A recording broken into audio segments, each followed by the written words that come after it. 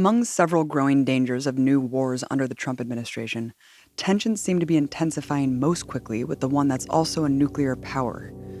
Just weeks after the 72nd anniversary of the U.S. nuclear attacks on Hiroshima and Nagasaki, Trump confronted North Korea with some of the most overtly genocidal threats I've ever heard. North Korea best not make any more threats to the United States. They will be met with fire and fury like the world has never seen. And as I said, they will be met with fire, fury, and frankly power, the likes of which this world has never seen before. The United States has great strength and patience, but if it is forced to defend itself or its allies, we will have no choice but to totally destroy North Korea. Trump has doubled down on the ruthlessness of the official White House statement with several unhinged tweets threatening nuclear annihilation. In one, saying his nuclear button is, quote, much bigger and more powerful than Kim Jong-un's. The Trump cabinet has even drafted war plans plotting a first strike against North Korea's nuclear sites. The threats have escalated alongside other modes of attack, including harsh new sanctions on the Korean economy. Despite the immense gravity of a U.S. war drive on the peninsula, Trump has seen little resistance from the self-appointed resistance led by the Democratic Party. But the bipartisan support for attacking a sovereign nation only exists among those privileged elites who will profit from such a war. The people of the United States, despite being bombarded with fear-mongering propaganda, think much differently than the millionaires who supposedly represent them. Throughout Asia and the United States alike, many have been holding protests denouncing the threats. The Empire Files attended one of those actions in Los Angeles. I'm out here because President Trump's fire and fury statement, and also he stand on the UN podium, says total destruction to the North Korea. So we are denouncing his statement. Also tell him that he's not welcome in Korea. 트럼프가 평화를 위협하고 제3차 세계대전이 있을 수 있는 그런 망언들을 늘어놓기 때문에 한반도에 살고 있는 한 사람으로서 이 자리에 있는 것입니다. And you know, growing up in the US, I remember kids always asking me, what are you? Where are you from, right? And this didn't bother me much because, you know, I'm Korean and I'm proud to be Korean. But then they'd ask me, are you North Korean or South Korean? And then they'd reassure me and say, oh, okay, South Korea is good. South Korea is our friend. North Korea is our enemy. And I'd be thinking, wow, really? Like, we're 8 years old. How do you already have an enemy of an entire nation that you probably can't even find on a map? They said always North Korea is a provoke to South Korea and the neighboring country, but they always on the defense mode. U.S. is the only country that use the nukes, have about 6,000 of nukes. This is a matter of North Koreans and South Korean people's life and death. Because nuclear war is no winner. With a U.S. administration that continuously does the unthinkable, I sat down with journalist and expert in U.S.-Korea relations, Tim Shorrock, to learn what's being totally left out of the debate in the U.S. media and in Washington. Everyone talks about North Korea, of course, as this police state dictatorship, and that's why it's our enemy, right?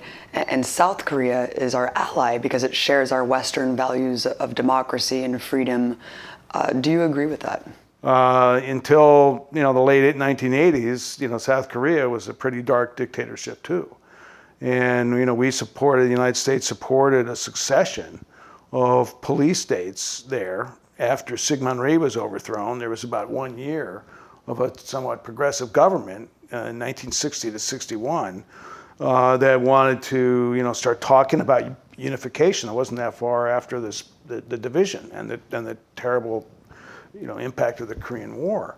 But 1961, there's a military coup.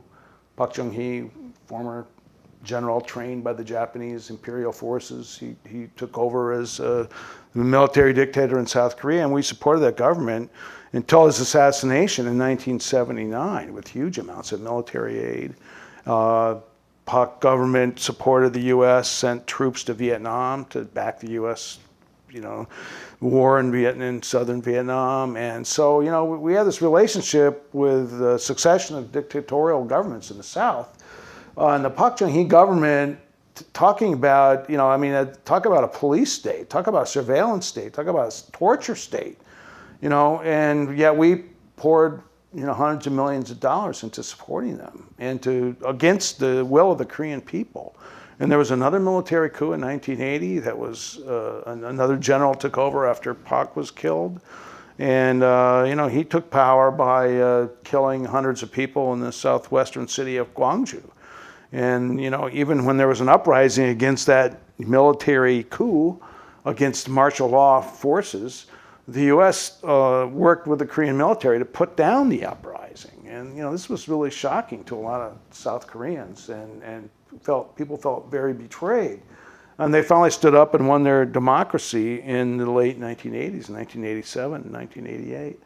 Until then, that whole myth was not applicable. But I think the reason that we're in the United States still has massive amounts of military forces in South Korea is not just North Korea. Most of the U.S. bases in Japan are in Okinawa, and those are seen as forward bases for the U.S.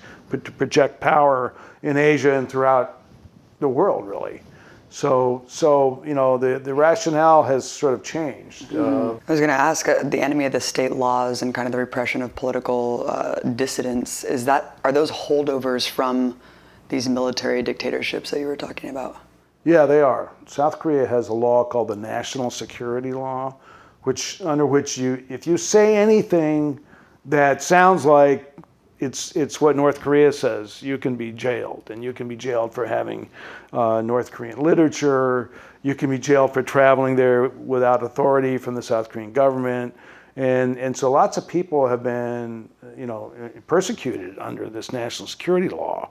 In the past, it was used as a way to just stifle dissent, period. And, lots of people during the Park period, Park Chung-hee, and Chun Do-won period were executed under the national security law. There was lots of trumped up charges just on this loose law that said, if you say anything that's close to what North Korea says, you're a communist and you're a pro-North Korean, therefore you're to be prosecuted.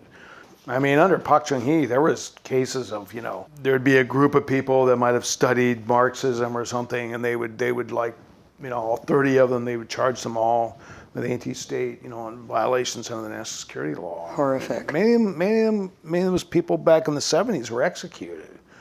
And, people spend decades in prison under this law, and this law is still in place. And a lot of people in South Korea feel like South Korea can't really be a truly democratic country until it gets rid of this law. And under the national security law, even after you're released from prison, you have to report to the police once or twice a year, and you have to tell them everything that you did that might violate the national security law, and also anyone that may have violated the national security law. North Korea, of course, or the DPRK, is a country that essentially the media can say anything about it, and people believe it because it's so closed off, right? And I've heard stories, everything from mass, cannibalization to Kim Jong-un, who has his forces just execute people who aren't crying hard enough at military parades. It's comical, the amount of disinfo. Do you care to debunk any common misconceptions about the country? Well, the most common misperception is that the leadership is crazy and irrational. Yeah. There's nothing crazy and irrational about trying to, defend your country from what you consider to be, a military force that's out to destroy you. That's totally rational. And I think, building nuclear weapons, when you look out at the world and you see what happened, say, in Libya to Gaddafi, when he gave up his nuclear program, and then a few years later, U.S. and NATO, displace him in a war, and put in a government that's completely chaotic now, and he sees this happening when he, to a leader who did give up his weapons. Well, that's even more of a reason. People in North Korea have the same kind of wants and desires that people all over the world do. To live in safety and to have a good health system and and to have, you know, jobs and income and, you know, water and food, everything, you know. The people are no different, North and South in Korea. You know, there's no reason to gloss over the nature of the authoritarian state in North Korea, because it's present. We know that there's many political prisoners, but you know, the country has developed over time. It's come back from, you know, it was pretty much destroyed in the Korean War. They have pride in their economic developments. I mean, this is a country that was destroyed at one point. Within 20 years, it had a very flourishing economy. You know, and North Korea had a kind of interesting history as a socialist country, because it didn't, you know, it had this philosophy of Kim Il-sung's philosophy was, you know, self-reliance, called Juche, and developed their own self-sufficient economy. And so they didn't want to be integrated into the world market. So North Korea developed their own, you know, industry, you know, without being dependent on any one country, and they were very proud of it, you know. And you know, you can see the fact that, you know, a country that can develop a nuclear weapon and also develop very sophisticated missiles is not a backward country, and they maintain a certain degree of independence from all their allies. The other critical thing that Americans really need to know is that that's, you know, yes, it's their country. It was split arbitrarily. It should never have been split. Dean Rusk, you know, who was a low-level State Department guy, walked into a room and looked at a map of Korea and saw the 38th parallel on a map, a National Geographic map, and so we'll divide it right there. And so it was completely arbitrary, and there was supposed to be, you know, a unified Korea after that, and that was just supposed to be temporary. But, you know, it didn't turn out to be that way. Let's move on to the Korean War. When I grew up in school, you know, you hear about World War I, World War II, Vietnam, of course, but you don't really learn much about this war. It's called the Hidden War for a reason, but we're nonetheless taught that the U.S. was forced to respond because of this invasion of the South by the North. What really happened?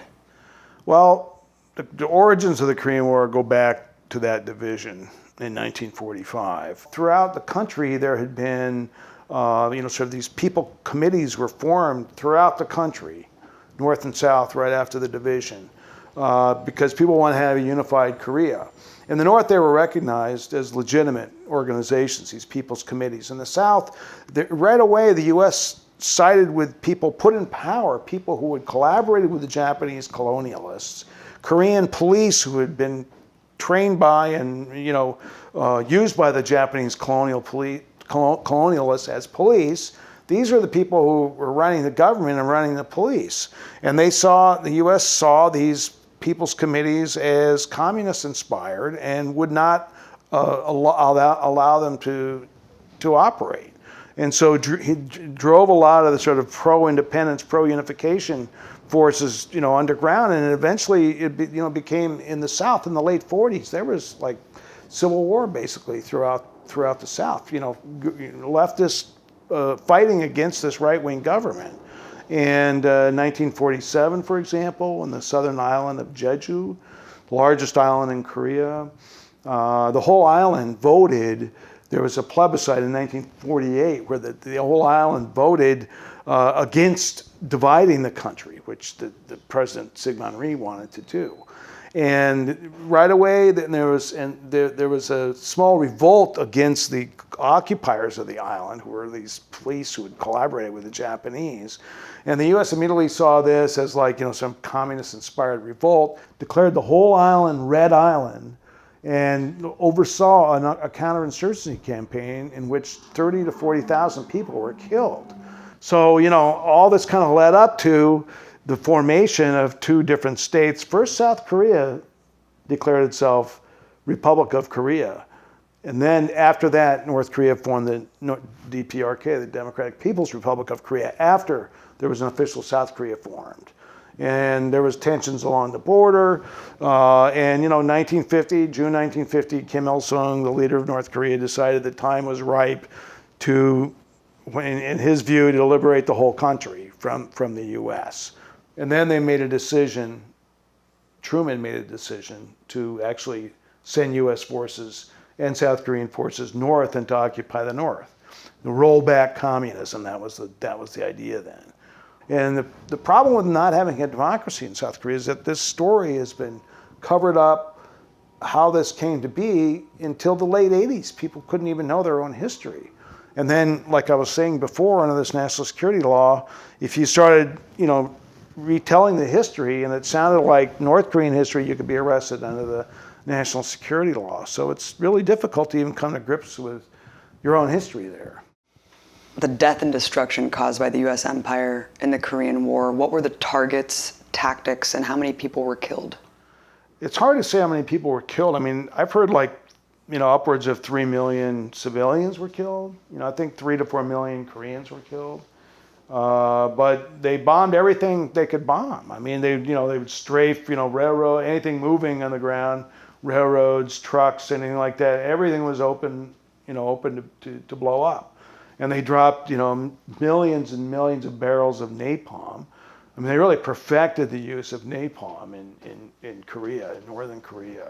And so they would just attack towns and villages. Everything was considered, enemy territory. So it was up for bombing. And they would just bomb everything they possibly could. And there was, towards the end of the war, the U.S. Air Force actually stopped sending sorties because there was no targets left. I mean, it was really completely flattened. And the U.S. was actually thinking of they came very close to dropping nuclear weapons on North Korea, and General MacArthur was finally removed from his command in part because he wanted to nuke 20 Chinese cities. And people say today the DPRK is obsessed with its military might, right? And it keeps building up the military, and it seems like there's a direct correlation to the complete devastation. I mean, 30% of its population. They remember that. It's part of their national mythology. I mean, we have our Civil War, we have our Revolutionary War, they have the Korean War, and they would consider it a war of liberation. And they did, with the help of the Chinese, kick the U.S. out of the North. So, they don't want that to ever happen again. And that's part of their national psyche. New reports show the Pentagon is preparing for an all-out war with the Democratic People's Republic of Korea. This includes launching major military drills and deploying thousands of additional forces to Guam, Japan, and South Korea, including additional B-52s, the aircraft that drops nuclear weapons. Top U.S. officials have confirmed Trump's belligerent threats, telling the public to be prepared for war. And if North Korea does not choose the pathway of engagement, discussion, negotiation, then they themselves will trigger an option. Tonight, a dire warning from Defense Secretary James Mattis that North Korea should cease any consideration of actions that would lead to the end of its regime and the destruction of its people. What's different about this approach is that we're out of time, right? As Ambassador Haley said before, we've been kicking the can down the road and we're out of road. There is a military option. While the Trump regime wants to turn up the heat, the threats have actually triggered highly unusual peace talks between North and South, behind the back of the U.S. empire. But could such talks prevent a determined U.S. war machine, especially with new conditions being set by Washington? Is there any way in which the U.S. can coexist with a nuclear North Korea? Anthony, I don't think we can tolerate that risk. The world can't tolerate that risk. The civilized world must remain united and vigilant against the rogue state's development of a nuclear arsenal. We will never accept a nuclear North Korea. The rest of the world is quite resolute in this stand we're taking that we will never accept them as a nuclear power. The DPRK already has nuclear weapons. It's clearly unrealistic they would ever give them up. But that's what the U.S. is now saying justifies an attack. U.S. Ambassador Nikki Haley recently said that North Korea was begging for war. And certainly there has been agreements in the past between even the U.S. and North Korea that has stalled or completely halted for a period of time their nuclear program. And so let's go back. I mean, the Trump administration is so belligerent, but let's go back to the Clinton administration. There was an agreement that ended up freezing its nuclear program for 12 years. Right. So what was that agreement, and then how did Bush muck it up? Well, late 1980s, North Korea under Kim Il-sung started looking at, having nuclear weapons. And part of the reason was because until 1991, the U.S. had nuclear weapons, tactical nuclear weapons in South Korea, hundreds of them. These kind of handheld weapons that U.S. soldiers would carry. Their nuclear weapons had hundreds of them in South Korea.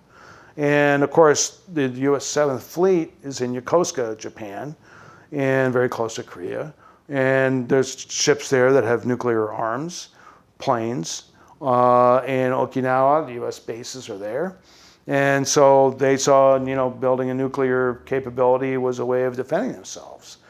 They had signed the NPT, the Nuclear Proliferation Treaty. And when they decided to proceed in a nuclear program, they pulled out of the NPT. And to that pulling out of the Nuclear Proliferation Treaty was like a red line for the U.S.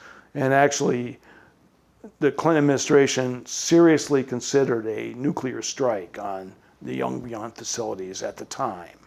They came very close to it. And there was a lot of talk of war. It was just like there is, just like today.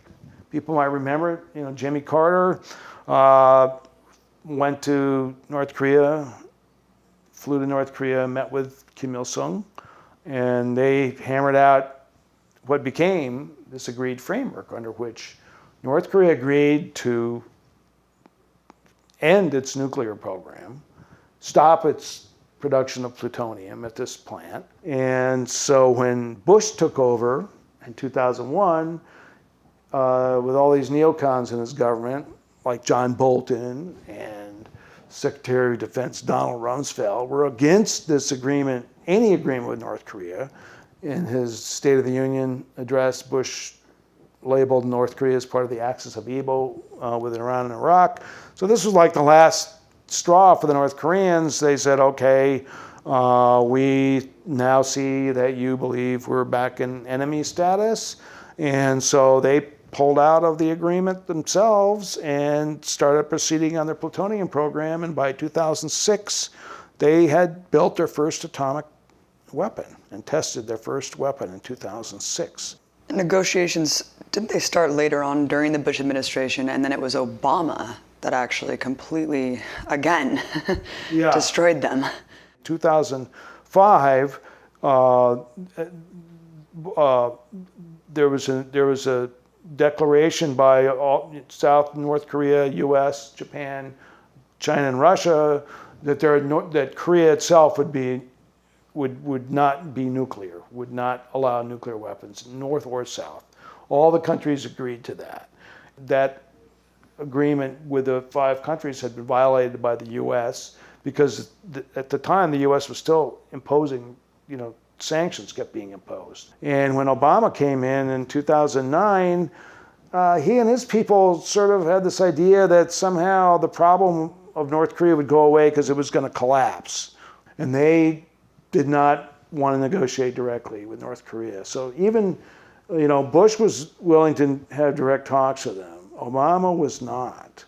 Gaddafi was overthrown in Libya, and he had, of course, given up his nuclear weapons. And they figured, well, nuclear weapons and a powerful military is our only protection against this happening to us. But representatives have said that they would never strike first, right? And also that this whole history proves that they're willing to negotiate away their nuclear program under certain conditions. So it just seems to contradict the claim that we hear continuously from the U.S., which is this is all about stopping North Korea from having nukes. Right. It may be too late to stop them from having nukes. I mean, they have nukes. I mean, they're nuclear power. Right. They have them, and they have obviously really, well-developed missile program. Look, they see themselves surrounded. And of course, the U.S. has a very powerful military in the South. But I mean, U.S. military is in alliance with the South Korean military, which is a very, very powerful military in itself, and Japan's. Constant war games, constant, ratcheting up the tensions. North Korea, and what's kind of interesting when you look at the so-called threats from each side, like you hear Trump say, fire and fury like the world has never seen before, like, bringing up images of That's what Truman said before he dropped the bomb on Nagasaki, the second bomb, right? Similar kinds of words. But it's basically, we're going to inflict a Holocaust on you. And then you look at their threats. America was all shocked when they said they might test some missiles by firing them towards Guam. Why Guam? Well, that's where these B-1 bombers are based, where these B-1 bombers fly regular missions from there over Korean skies. They have massive amounts of firepower on those planes. I mean, they're bunker buster bombs, all kinds of munitions that could blow half the cities of North Korea sky high. So the U.S. keeps saying we're ready to annihilate you, and they say, well, we might fire a missile towards Guam, where so their threats tend to be more particularized towards a U.S. base. And it's all you see all day over the news. What are we going to do? This missile was launched. It's just nuts. The U.S. media never looks at it from their point of view. What is it like to hear your country may be annihilated? Annihilation means everybody's dead. There's 25 million people in North Korea. So what? We're going to kill 25 million people to prevent them from having one nuclear weapon without even talking to them? How does this type of rhetoric resonate with South Koreans and the administration?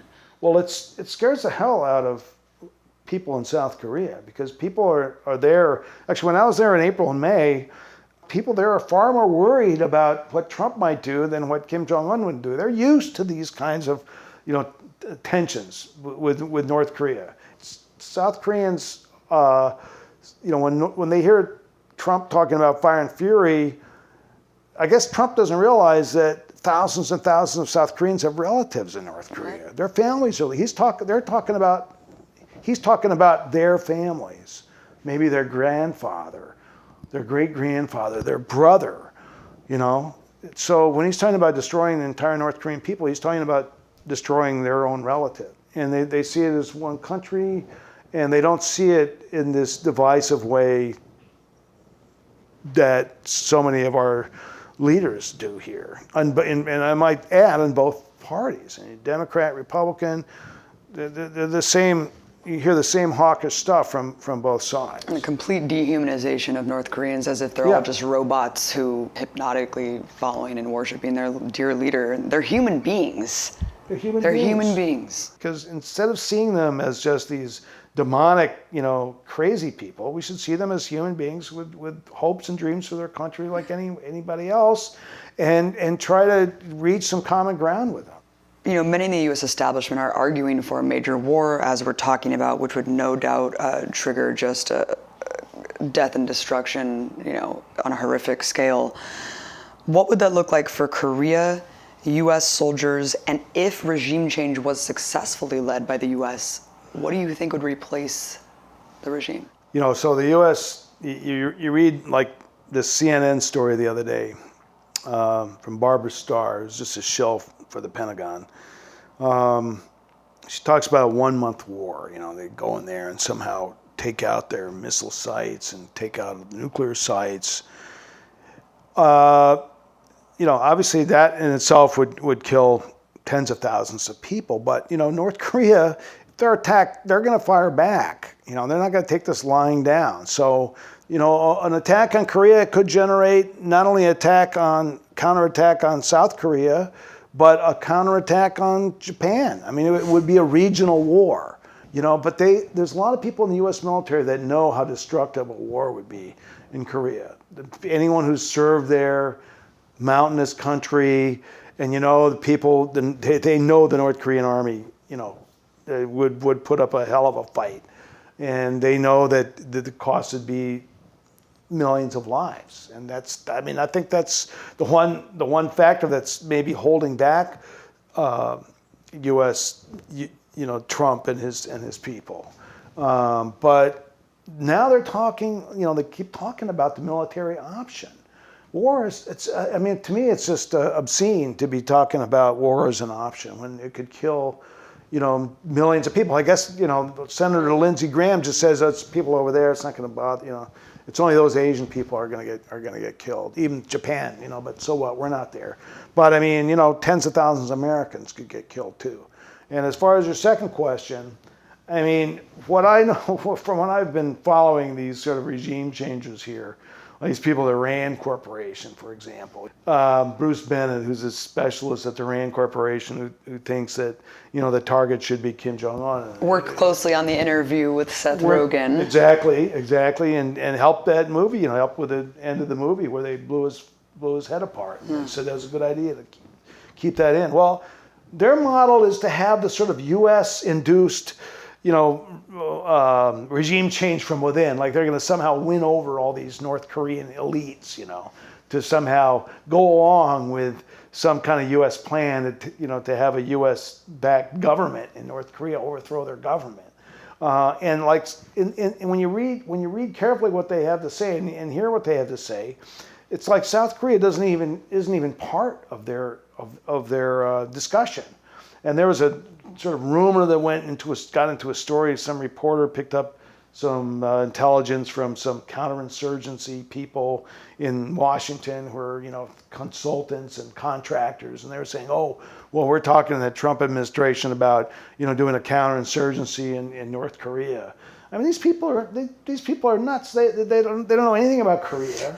I mean, the idea that somehow the U.S. is going to go in there and direct this regime change in North Korea, and everything's going to be, you know, we're going to have a pro-U.S. government there, and everything's going to be fine, is the same kind of mentality as the United States had in 1945, which is we know what's best for Korea, and we're going to determine it, and we don't give a damn what you Koreans think. It's exactly the same mentality, and you know, somehow, you know, we in America have to learn the real history